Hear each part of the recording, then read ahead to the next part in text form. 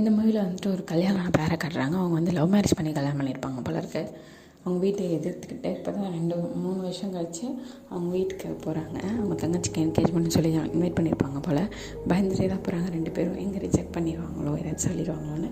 ஆனால் 1 week stay பண்ண சொல்கிறாங்க. அவங்ககிட்ட யாரும் அவ்வளோ பேச மாட்டாங்க. அவங்க அப்பாவும் பேச மாட்டார் அவர்கிட்ட.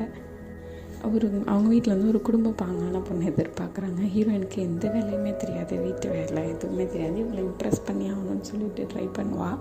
ஆனால் வந்து அவரோட தம்பியோட ஒய்ஃப் வந்து எல்லாத்துலேயுமே கொஞ்சம் பெஸ்ட்டாக இருப்பாங்க.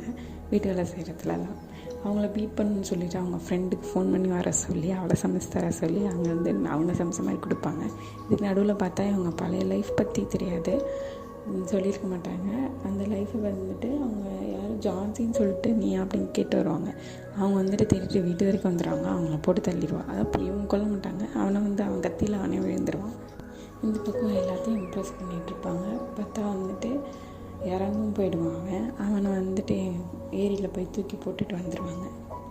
அவங்க ஃப்ரெண்டு வந்து கேட்பாங்க, நீ யார், எங்கேருந்து வந்திருக்க, நான் ஊருக்கே போகிறேன் அப்படின்னா. அப்போ தான் ஃப்ளாஷ்பேக்கு சொல்ல ஆரம்பிப்பாங்க. அது பார்ட் 2ல் பார்க்கலாம்.